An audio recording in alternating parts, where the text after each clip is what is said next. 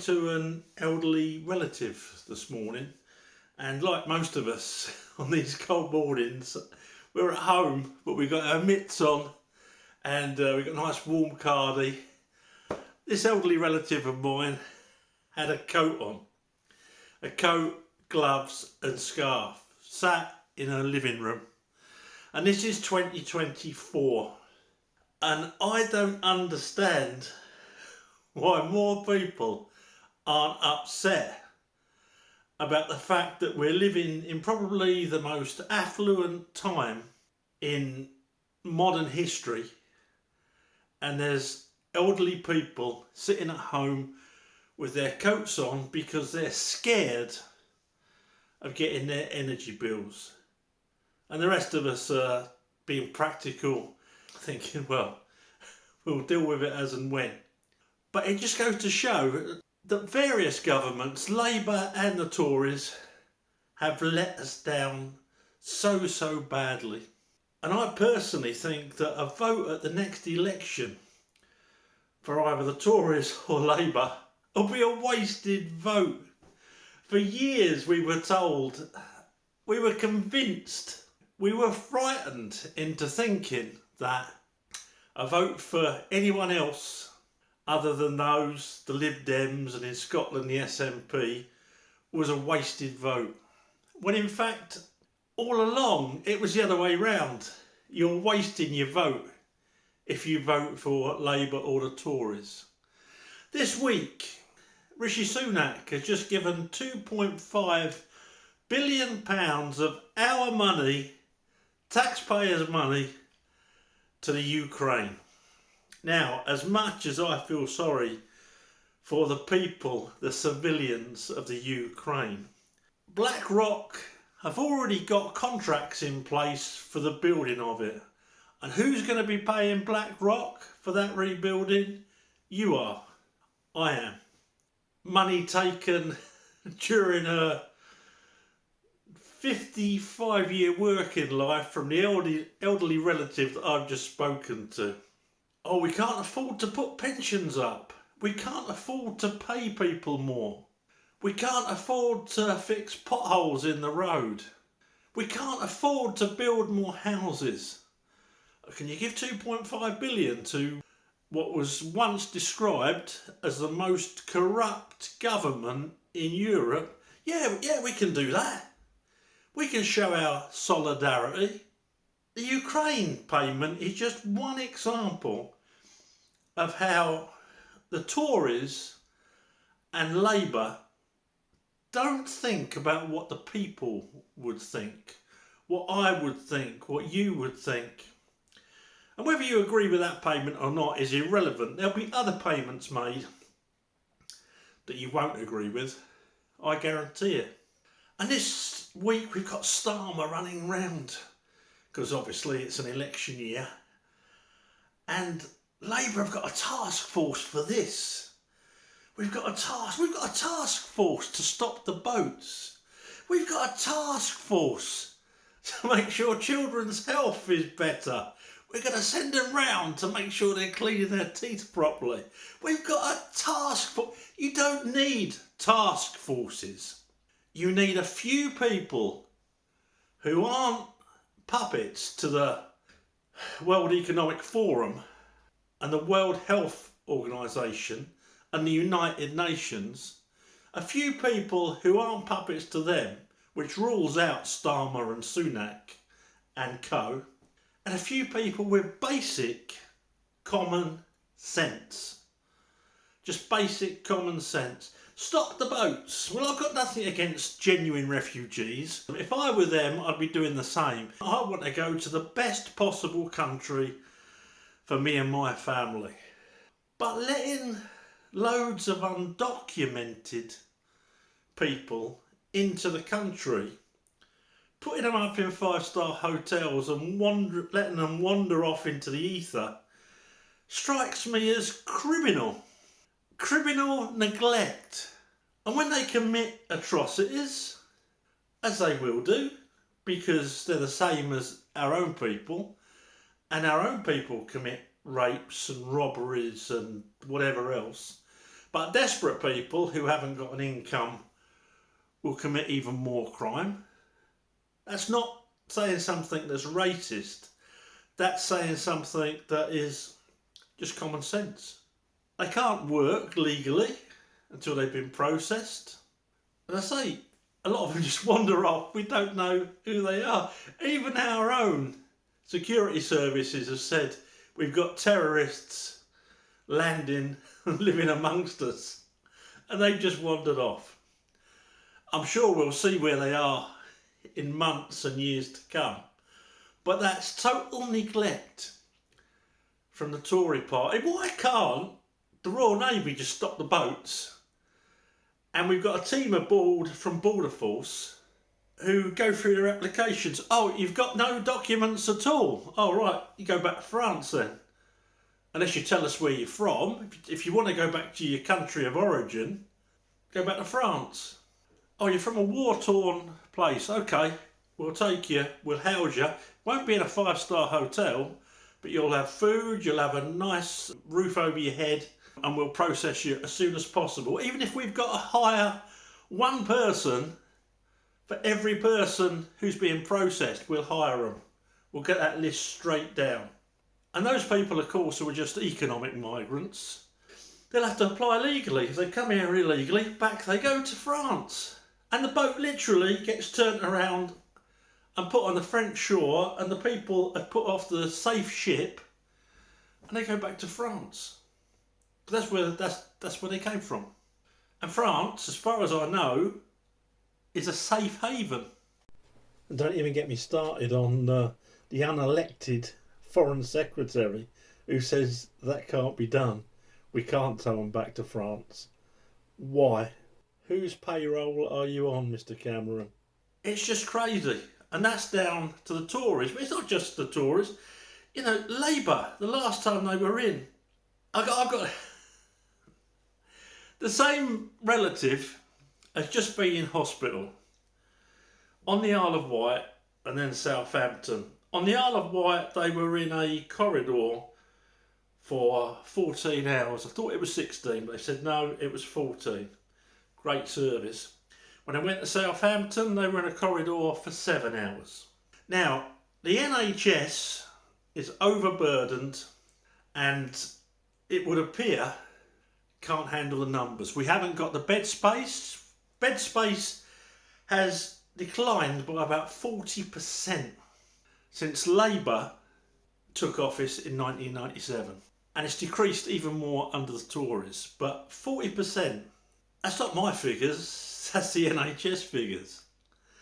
So our population has gone from 60 million to almost 80 million. That's the ones we can count. In the same time that beds have dropped, in real terms, 40%. So you're going to get an NHS overrun. You're going to get people stuck in corridors. In 2024, and we're giving money to the Ukraine. We can find money for war. We can find money for interventions, but we can't find money for our own people. I mean, the NHS started to be privatised back in 1997 under Labour. The private finance initiatives, the PFIs, which are basically backdoor privatisation. It's private companies working to deliver services for the NHS. Then we had foundation trusts. I won't go through that, but look it up. It's an absolute recipe for disaster. And no doubt it was started by Tony Blair's task forces. The same as Keir Starmer's task forces. It's absolute drivel. We got Rolls-Royce. We could have invested in a good British company, I don't know if it still is, but as it was then, to build new small nuclear reactors. We wouldn't have the energy price problem that we have now. It's neglect, absolute neglect by people who are supposedly governing us. And I'm fed up with it. I don't know about you. And as for these Tories, well, they've just been It's been one disaster after another. Like, I love looking on social media. Alistair Campbell, a Labour. If I want to laugh, if I'm feeling down and I want to laugh, I read Alistair Campbell's tweets. Alistair Campbell was the guy that aided and abetted the war criminal Tony Blair in his lies to invade Iraq and basically provide a pension plan for Blair and his cronies supplied by the US government. Iraq got flattened. They're still fighting out there today. There were big oil contracts, big rebuilding contracts, lots of top American companies and lots of backhanders to politicians on both sides of the pond. It's crazy. And yet these people still expect us to vote for them. Well, I can't. I can't. I've chosen a smaller party. I had a good look round all the parties. I couldn't vote for Reform, who would at least do something about the boats, because looking back, they supported mandatory vaccination of care workers and national health workers. Oh, but they've changed their mind. I don't care. Anyone that goes against your human rights, your bodily autonomy, your decision at any point for 5 minutes or 5 years, don't get my vote. It's as simple as that. And as for migration, Starmer's got a task force. Blair signed the Maastricht Treaty, and he was one of two, or was he the only one, who didn't want freedom of movement introduced gradually to see how it would go. They estimated there'd be 13,000 people from the EU coming here. As it was 300,000 a year net. Labour, vote Labour. We got a task force. They're as bad, if not worse, than the inept, useless, criminal Tory party. Obviously, Lib Dems, we saw what they were like when they paired up with the Conservatives in 2010. They were an absolute nightmare. Everything they'd ever said went straight out the window because they got a government car driving their cabinet members about. And the SNP in Scotland, that Youssef, when he's not making racist speeches, he's wasting Scottish people's hard-earned tax money. I don't think anything good has come out of Scotland from a governmental point of view. The hate crime bill, ideas for allowing 4-year-old children, was it? might have been 12. I might be a bit dishonest to the nutcases in the Greens and the SNP in Scotland. Let's allow, I'd say 4. I think it was 4, but it could be 12. 12! I'll let them change their gender. Don't tell the parents. Something seriously evil is going on there. Starmer, absolute nightmare as head of the Department of Public Prosecutions, and he got a knighthood. Savile, grooming gangs, you name it, it went on under Starmer, but he didn't see it, obviously. So why are you head of that department? Surely when one crops up, you think, oh, that's in the news, I'm going to have a look. No, I'll get knighted anyway. Makes you wonder about the people who are knighting him, in my own personal opinion. But there you go. It's an absolute car crash. And people still thinking, I'm voting for the Tories. I'm voting for Labour. Have a look at the smaller parties. Doesn't have to be the one I'm voting for. I'm voting for the ADF Party. I might even stand, because on the Isle of Wight, where I live most of the time, that is crazy. You got ferry fares going through the roof. You got parking fares going through the roof. You've got these stupid amounts of money being paid on identity politics departments, so people aren't misgendered or there aren't microaggressions committed. Absolute tosh. If you've got a bullying department, give it them. If someone's genuinely being bullied, because I hate bullies and I hate racists and I want them genuinely disciplined. But these departments, quangos looking into microaggressions, paid for by you and paid for by me. I didn't give a council or a government my permission to act on my behalf with my money like that.